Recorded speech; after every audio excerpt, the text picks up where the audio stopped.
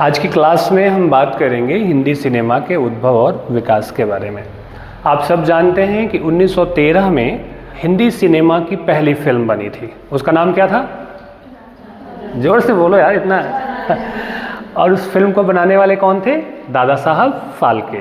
दादा साहब फाल्के को भारतीय सिनेमा का जनक या भारतीय सिनेमा का पितामह भी कहा जाता है।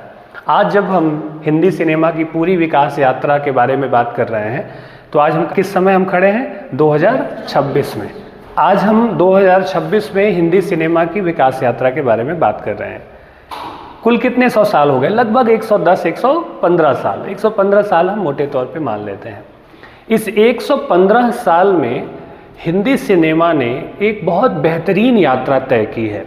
बहुत सारे पड़ावों से गुजरकर। सोचिए, अपने आप में ये समझना या जानना कितना दिलचस्प अनुभव है कि पहली फिल्म जब आई थी 1913 में तो वो बोलती हुई फिल्म नहीं थी, वो तस्वीरें चलती थी, सिर्फ मूक फिल्म थी। 1931 में पहली फिल्म बोलती हुई फिल्म आई आलम आरा, और उसके बाद से 1970 के बाद से रंगीन फिल्में ठीक से बननी शुरू हो गई। 1970 तक पूरा का पूरा लगभग ब्लैक एंड वाइट का ज़माना था, और 1970 के बाद से रंगीन फिल्में बननी शुरू हो गई। और अब तो OTT, नेटफ्लिक्स और अमेजॉन और वेब सीरीज और कितनी दुनिया सिनेमा की पूरी बदल गई है। भारत ही नहीं, पूरी दुनिया भर में सिनेमा ने बहुत विस्तार भी किया है, तकनीक के स्तर पे बहुत विकास किया है, और कंटेंट को लेके ढेर सारी प्रतिस्पर्धाएं शुरू हो गई हैं, ढेर सारी खूबसूरत चीज़ें उसमें जुड़ गई हैं। तो इस पूरी यात्रा को आज की क्लास में हम समझेंगे। और हिंदी सिनेमा के पूरे विकास क्रम को अगर आप देखेंगे तो मूलतः जो 113 सालों का सफ़र है उसको हम 3 युग में बांट करके देखते हैं। मूक फिल्मों का युग, ठीक है, 1913 से 1931, ठीक है, पहला। दूसरा है आपका कि स्वतंत्रता पूर्व आवाज़ वाली फिल्में जो हैं, ठीक है, वो हैं 1931 से 1947 तक। और फिर स्वातंत्र्योत्तर सवाक फिल्में, यानी कि स्वतंत्रता के बाद की जो फिल्में हैं वो हैं 1947 से लेकर के अब तक, ठीक है। तो हम इस पूरे लगभग 115 साल, 113 सालों के सफ़र को हम इन 3 चरणों में जानने की कोशिश करेंगे आज की क्लास में। लेकिन सबसे पहले हम फिर यहाँ लौटेंगे। उस एक पहली हिंदी फिल्म की कहानी जानना बहुत दिलचस्प है। राजा हरिश्चंद्र, वो फिल्म बनी कैसे थी? आपको मतलब हम सब ये सोचते हैं कि जब कोई बड़ा महल बनाया जाता है, जब कोई बड़ा मकान बनाया जाता है, तो उस बड़े महल को बनाने की शुरुआत भी एक पहली ईंट से हुई होगी, पहली ईंट तो रखी गई होगी। ये कहानी अपने आप में बहुत दिलचस्प है कि दादा साहब फाल्के ने कैसे राजा हरिश्चंद्र नाम की वो पहली फिल्म बनाई थी, ठीक है। और वो कहानी अपने आप में कितनी प्रेरक है कि एक व्यक्ति जब किसी धुन के पीछे पड़ता है, जब किसी चीज़ को करने की दीवानगी जब उसको आती है, तो वो क्या नहीं कर जाता है, मतलब करने वाले लोग क्या नहीं कर जाते हैं। तो उस कहानी को भी हम सबसे पहले समझने की कोशिश करेंगे। लेकिन हम यह भी समझेंगे कि सिनेमा या फिल्म के जो जनक कहे जाते हैं जो लोग, और जिन्हें भारत में सिनेमा का लाने का श्रेय दिया जाता है, वो हैं आगस्ते और लुई लुमियर। दोनों भाई थे और इन्हें सिनेमा का एक तरह से जनक कहा जाता है। फ्रांस से थे दोनों के दोनों भाई, ठीक है, फ्रांसीसी बंधु इनको कहा जाता है, ठीक है। भारत में भी सिनेमा को लाने का श्रेय इन्हीं दोनों भाइयों को जाता है, आगस्ते और लुई लुमियर को, ठीक है। आई बात समझ में? भारत में 7 जुलाई 1896 को बम्बई के वॉटसन थिएटर में ऑगस्ट और लुई लुमियर ने अपनी पहली फिल्म का प्रीमियर लगाया था। कहाँ? 7 जुलाई 1896 को बम्बई के वॉटसन थिएटर में। और उस समय टिकट का दाम पता है कितना था? सोचिए कितना रहा होगा उस समय 1896 में फिल्म का टिकट का दाम। सोचो, गेस करो कितना रहा होगा? पैसे में था 2 रुपये। मतलब उस, आप लोगों ने ठीक बोला, पैसे में होना चाहिए था, लेकिन 2 रुपये उस समय के हिसाब से बहुत महंगा था। 1896 में 2 रुपये सिनेमा का टिकट रखा गया था। और आपको जानकर हैरानी होगी कि चलती तस्वीरों का वो फिल्म देखने के लिए 2 रुपये का टिकट कटाकर लोग जाते थे। और लोगों ने फिल्में देखी क्योंकि उनके लिए एक बिल्कुल नई दुनिया खुल गई थी। एक बहुत खास किस्म का मनोरंजन, एक बहुत खूबसूरत किस्म का मनोरंजन लोगों के सामने था। तो बेजान चलती तस्वीरों के माध्यम से कुछ देखने का जो एक तजुर्बा था बिल्कुल अनूठा और एक नया था। ठीक है, और आप देखें कि 20वीं शताब्दी के पहले 5 वर्षों में ही इस तरह के थिएटर बनने शुरू हो गए थे जो विशेष रूप से फिल्मों के प्रदर्शन के लिए बनाए जाते थे। और उसी दौरान इनमें से ही इसी दौर में एक सबसे पहली फिल्म लगाई गई, द लाइफ ऑफ क्राइस्ट। उस फिल्म का नाम था, क्या नाम था? The life of Christ.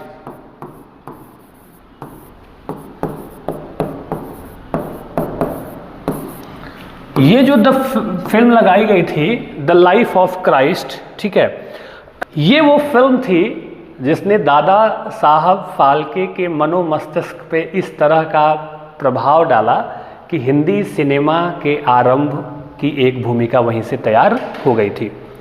और ये बहुत दिलचस्प संयोग है कि 1914 में, ठीक है, महात्मा गांधी दक्षिण अफ्रीका से भारत आए थे, ठीक है, और 1914 में ही दादा साहब फाल्के लंदन से बॉम्बे आए। महात्मा गांधी को भारत का राष्ट्रपिता कहा जाता है और दादा साहब फाल्के भारतीय सिनेमा के जनक या पितामह कहे जाते। तो एक खूबसूरत संयोग आप इसको कह लीजिए, ठीक है। और दादा साहब फाल्के का पूरा नाम था धुंधीराज गोविंद फाल्के, क्या का पूरा नाम था। ये 1914 में आपको लौटे थे कहाँ से? लंदन से बॉम्बे के लिए, ठीक है। और एक समय दोपहर में खाना खा रहे थे दादा साहब फाल्के, और खाना खाते हुए उन्हें अखबार के पन्ने पर उनकी नज़र पड़ी और वहाँ यह विज्ञापन छपा था कि द लाइफ ऑफ क्राइस्ट, जिसकी बात अभी मैंने की, the life of Christ film के प्रदर्शन का विज्ञापन छपा था।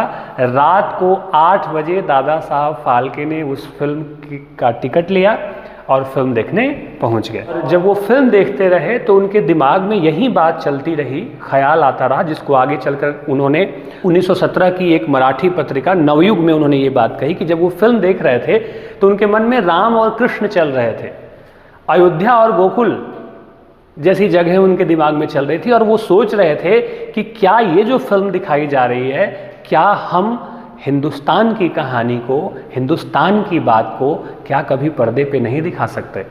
फिल्म खत्म होने के बाद फिर दूसरे शो का टिकट लिया और फिर फिल्म देखी और लगातार रोमांचित होते रहे, और वहाँ से एक सपना जन्म लेता है दादा साहब फाल्के के मन में, और वो सपना इतना मजबूत था, इतनी जिद थी उसमें कि उन्होंने आगे चलकर भारत की पहली फिल्म बनाई, जिस फिल्म का नाम था राजा हरिश्चंद्र। और वह फिल्म 1913 में 3 मई 1913 को मुंबई के कोरोनेशन सिनेमाघर, कहाँ पे? मुंबई के कोरोनेशन सिनेमाघर में, ठीक है, 1913 में दादा साहब फाल्के की पहली फिल्म हरिश्चंद्र का प्रदर्शन किया गया। और यह भी एक दिलचस्प बात है कि इस फिल्म को बनाने के लिए उन्होंने अपनी पत्नी सरस्वती के गहने तक बेच डाले। अपनी पत्नी के गहने बेचकर इस फिल्म को बनाया था दादा साहब फाल्के ने, और यहाँ से हिंदी सिनेमा की शुरुआत कायदे से देखी जा सकती है। हालांकि इससे पहले भी फिल्में बनाने की कोशिश की गई, उनके प्रदर्शन भी हुए, लेकिन 1913 में जो राजा हरिश्चंद्र की जो फिल्म, राजा हरिश्चंद्र नाम से दादा साहब फाल्के ने जो फिल्म बनाई, उस फिल्म को हिंदी सिनेमा का पहली फिल्म होने का गौरव प्राप्त है। वो कहते हैं ना, दिनकर की एक कविता है बहुत सुंदर कि नींद कहाँ उनकी आँखों में जो धुन के मतवाले हैं। इतनी सुंदर कविता है दिनकर की कि उनकी आँखों में नींद नहीं है, जिनके मन में कोई एक खूबसूरत धुन है। और एक और शायरी भी है ना कि जिनको होती है तड़प कुछ पाने की, वो रातों को भी सोया नहीं करते हैं। तो दीवानगी किसी चीज़ को पाने की, कुछ कर गुजरने की कितनी ताकतवर चीज़ है, और ख्वाब कैसे आपको प्रेरित करता है, ये दादा साहब फाल्के की कहानी है पहली फिल्म बनाने की, और वहाँ से हिंदी सिनेमा का आगाज हो जाता है। अब हमने जैसा कि कहा कि 1913 में जो हरिश्चंद्र बनी थी, अब हम 1926 में खड़े हैं, तो हिंदी साहित्य की इस परंपरा को हिंदी साहित्य के सिनेमा को हम 3 युगों में बांट करके देखते हैं। पहला जो है वह मूक फिल्मों का दौर है 1913 से 1931 तक, ठीक है। 1913 से 1931 का जो समय है, ठीक है, इसमें मूक फिल्मों का निर्माण लगभग 2 दशकों तक हुआ, ठीक है। 2 दशकों तक मूक फिल्मों का निर्माण हुआ और 1931 में जब पहली बोलती हुई फिल्म आई थी, उस फिल्म का नाम क्या था? आलम आरा। पहली बोलती हुई फिल्म जो 1931 में आई थी, उस फिल्म का नाम था आलम आरा। आलम आरा भारत की पहली बोलती फिल्म थी 1931 में, जिसको बनाया था, आलम आरा को बनाया था किसने? आर्देशिर एम ईरानी। और यह फिल्म कब आई थी? 1931 में, ठीक है। 1931 में इस फिल्म के आने के पहले तक मूक फिल्मों का दौर था, ठीक है, मतलब कि जो फिल्में बोलती हुई नहीं थी, ठीक है। और इस दौर में जो मूक फिल्मों का दौर था, इस दौर की फिल्मों की जो कथा वस्तु हुआ करती थी, वो कथा वस्तु पौराणिक हुआ करती थी, धार्मिक हुआ करती थी। धार्मिक और पौराणिक कथाओं पर फिल्में बनती थी। उसका एक बड़ा कारण था क्या कि लोगों को रामलीला, थिएटर इत्यादि में ईश्वर की विभिन्न कथाओं को देखने की आदत थी।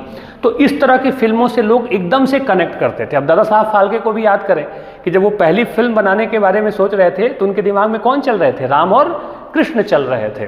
तो इस दौर की फिल्मों की ज़्यादातर कहानियाँ जो थी वो पौराणिक कहानियाँ थी, धार्मिक कहानियाँ थी। और देखिए दिलचस्प बात कि उन धार्मिक कहानियों को चलती हुई चित्रों के माध्यम से दिखाया जाता था, क्योंकि उस समय आवाज़ नहीं थी, तकनीक उस स्तर पे नहीं था, ठीक है। और इस दौर की जो प्रमुख फिल्में हैं, ठीक है, वो हैं,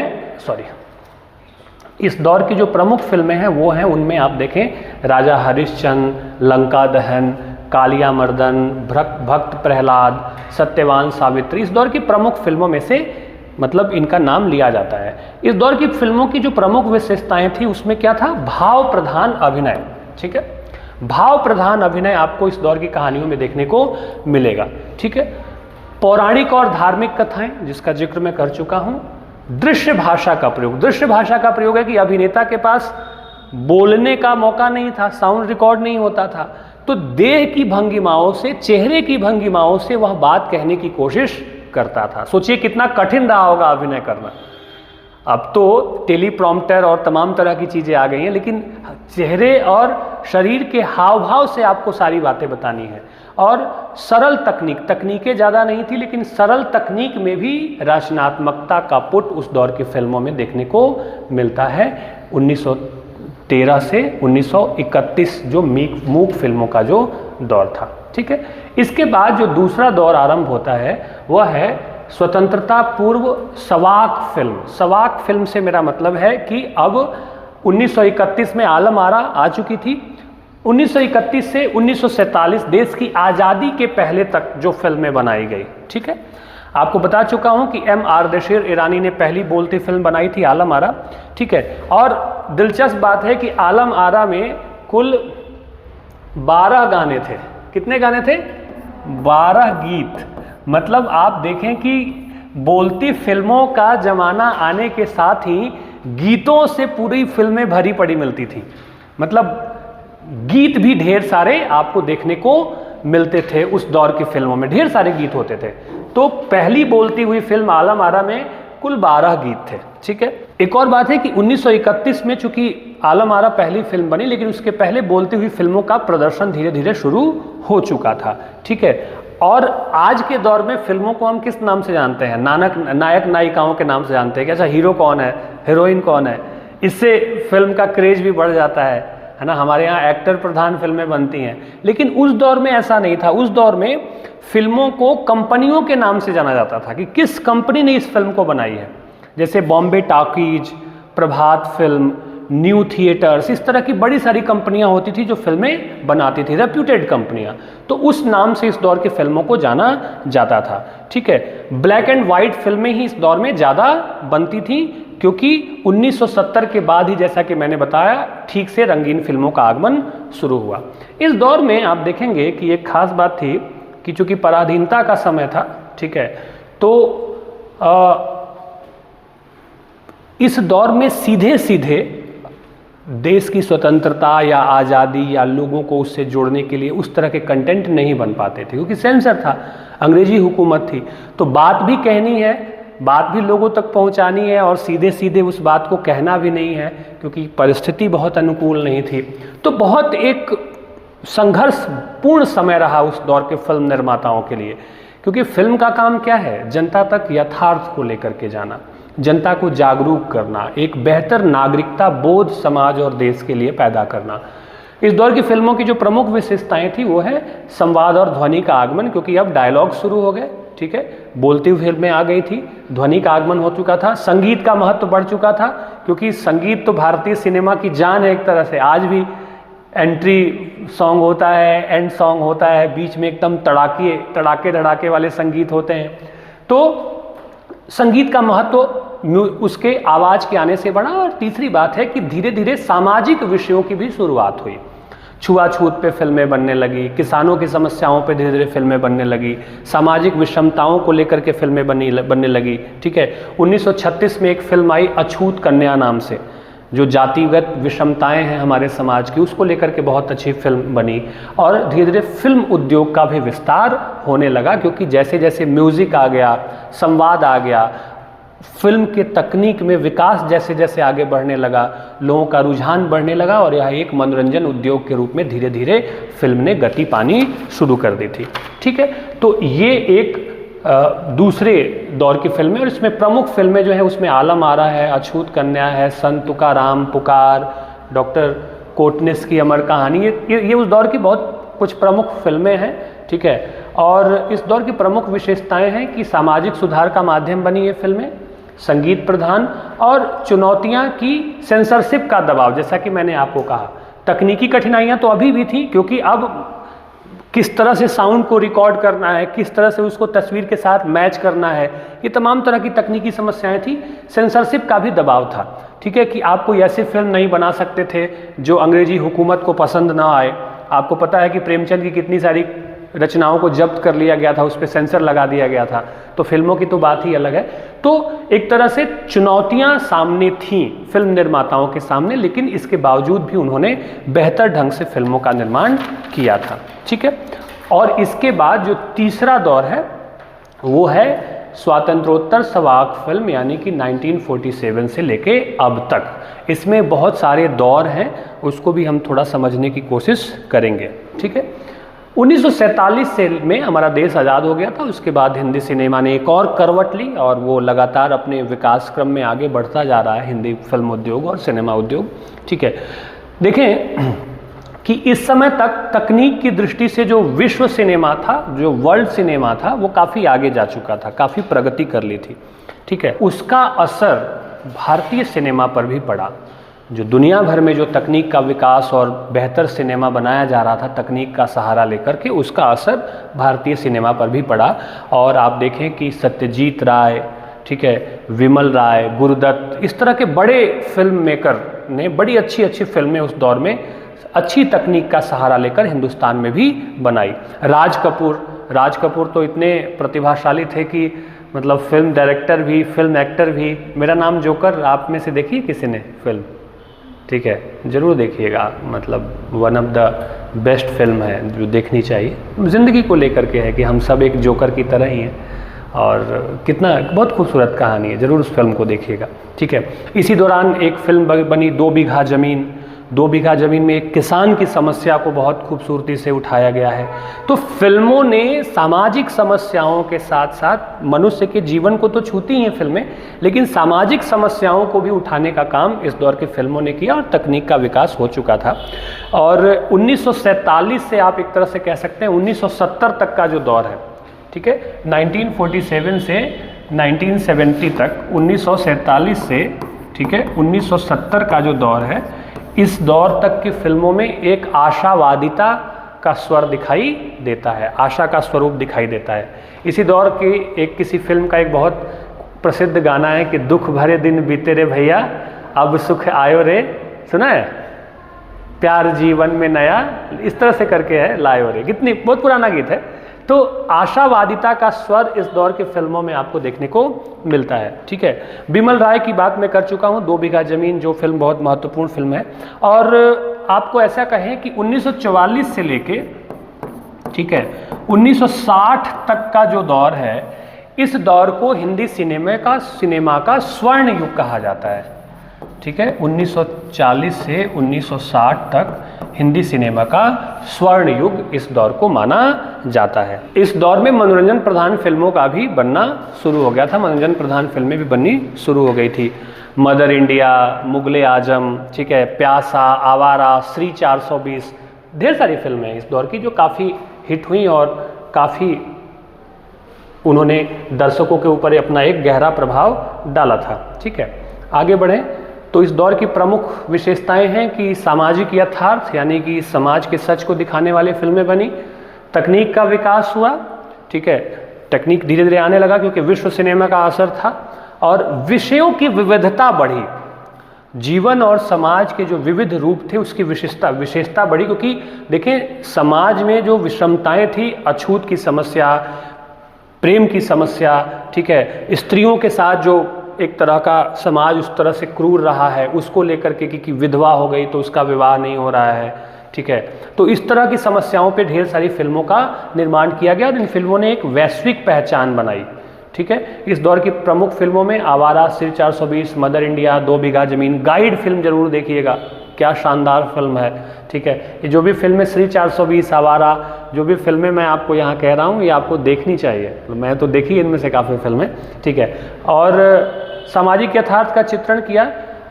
इसमें चुनौतियाँ ये रही इस दौर में कि व्यावसायिक दबाव थोड़ा सा देखने को मिला, क्योंकि मनोरंजन प्रधान फिल्में बननी शुरू हो गई थी, तो बिजनेस का दबाव था, वो एक दबाव था, और फॉर्मूला फिल्में भी बननी धीरे धीरे शुरू हो गई। अब उसमें थोड़ा सा आगे बढ़ेंगे तो 1950-60 का जो दौर है, ठीक है, उसमें भारतीय जीवन और संघर्ष का चित्रण देखने को मिलता है। एक किसान की समस्या, गरीब आदमी की समस्या।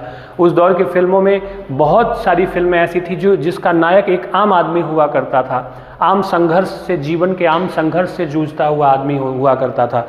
भारतीय जीवन और संघर्ष का चित्रण, सामाजिक यथार्थ और आदर्शवाद, एक तरफ समाज की स्थिति की बात की गई है, सच्चाई दिखाई गई है, किस तरह से छुआछूत है, जातिगत विषमताएं हैं, है ना, प्रेम के नाम पर स्त्री को कैसे दबाया जाता है, विधवा विवाह की क्या समस्याएं हैं, और एक तरफ फिल्मों में साहस दिखाया गया उस आदर्श रूप को स्थापित करने का कि कैसे एक सुंदर समाज को बनाया जा सकता है। ठीक है, अब आता है 1970 और 80 का दौर। इसमें एंग्री यंग मैन का उदय होता है फिल्मों में, जो अभिनेता जो आते हैं। ठीक है, और आप देखें कि मसाला फिल्मों का निर्माण शुरू हुआ 1970-1980 का दौर में। आज भी आप शोले को याद करते हैं, है ना, कितने आदमी थे रे सांबा, हम लोग, है ना, देखा है, देखिए आप लोगों ने।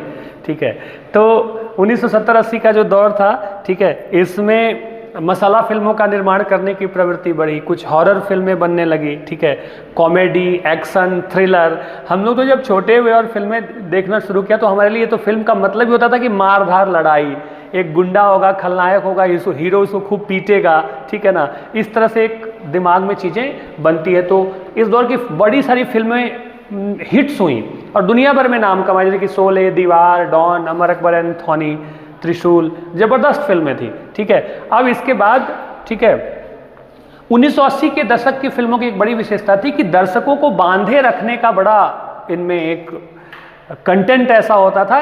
और शोले फिल्म तो 3.25 या 3.5 घंटे की है फिल्म, तो इतनी बड़ी बड़ी फिल्में, लेकिन उन फिल्मों में इतनी अधिक ताकत होती थी कि वो दर्शकों को अपने से क्या करके बांधे रखते थे। उन फिल्मों की एक कला होती थी, खूबसूरती होती थी। इसके बाद फिर आप आगे जाते हैं तो दौर शुरू होता है, 1990 के दशक का दौर शुरू होता है, और यहाँ आती है फिर रोमांटिक फिल्में। ठीक है, तुझे देखा तो ये जाना सनम, या कुछ कुछ होता है, या इस तरह की फिल्में। 90s के तो रोमांटिक सॉन्ग तो आज भी आप यूट्यूब पे सर्च करोगे, 90s एवरग्रीन सॉन्ग, तो कितने सारे सॉन्ग आ जाते हैं। तो रोमांटिक और पारिवारिक सिनेमा फिल्मों का जन्म एक तरह से खूबसूरती 1990 के दौर में शुरू होती है। ग्लैमर और संगीत प्रधान हो गया, एकदम हीरो जो है गिटार बजाएगा, स्विट्जरलैंड की वादियां दिखाई जाएंगी। ठीक है ना, फिल्म का मतलब एक तरह से सीन का भी बहुत विकास होना शुरू हो गया, सेट का विकास शुरू होना हो गया। इस दौर की बड़ी सारी फिल्में जो आपने देखी हैं, दिलवाले दुल्हनिया ले जाएंगे, DDLJ, वो तो आज भी ऑल टाइम फेवरेट होगी आप लोगों की।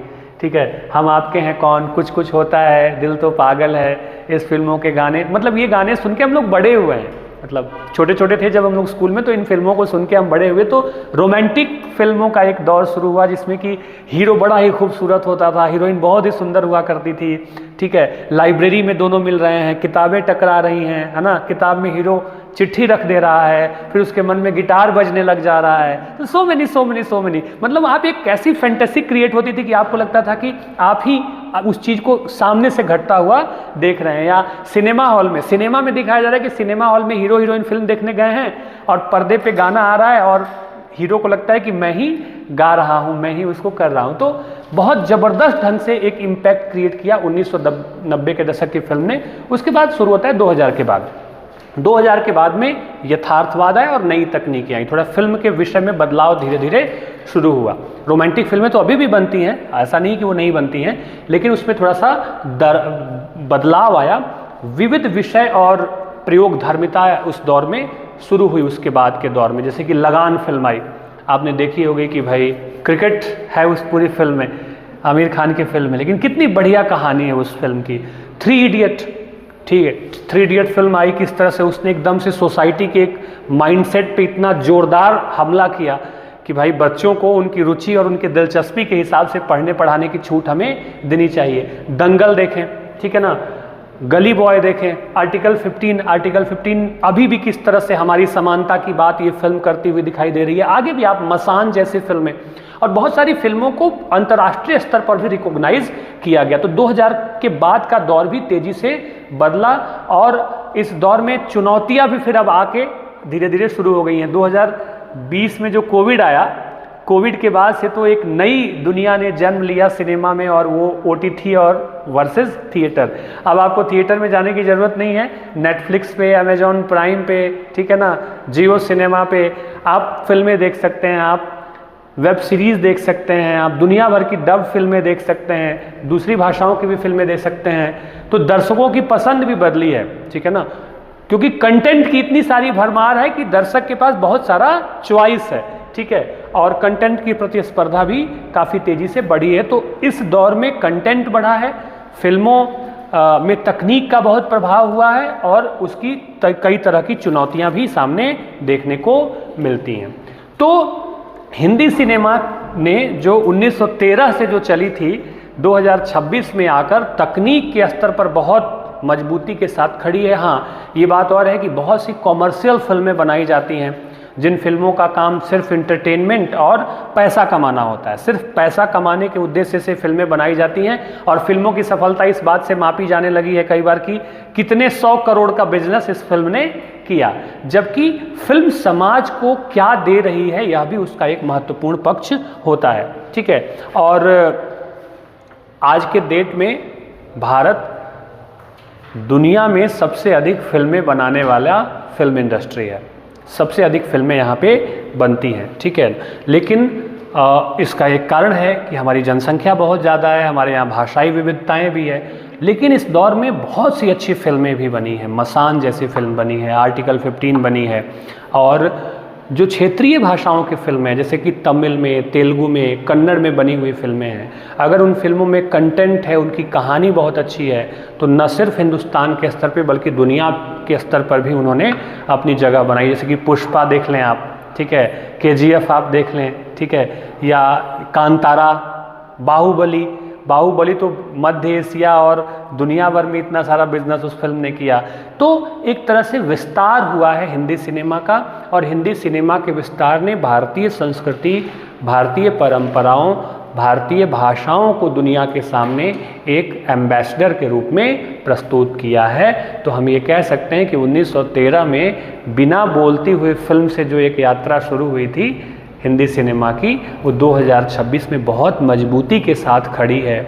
हजारों लाखों लोगों को रोजगार मिलता है इस फिल्म उद्योग से, लाखों लोगों का घर चल रहा है, ठीक है, और नई प्रतिभाएं धीरे धीरे इससे जुड़ती चली जा रही हैं। फिल्म का मसाला बदल रहा है, कंटेंट बदल रहा है, लेकिन कॉमर्शियल फिल्में भी हैं, लेकिन इसके बावजूद भी गंभीर फिल्में भी बनाई जा रही हैं। और आने वाले समय में हिंदी सिनेमा का भविष्य और बेहतर होगा। अब मुझे लगता है कि जब आर्टिफिशियल इंटेलिजेंस आ गया है, अब AI आ गया है, एआई के टूल्स का इस्तेमाल, ग्राफिक्स का होने लगा है, तो आने वाले 10-1 सालों में हम कुछ और भी ऐसी बहुत सारी चीज़ें देखेंगे जो हमारी कल्पना से परे की चीज़ें होंगी। तो कुल मिलाकर यही था हिंदी सिनेमा के उद्भव और विकास की पूरी यात्रा।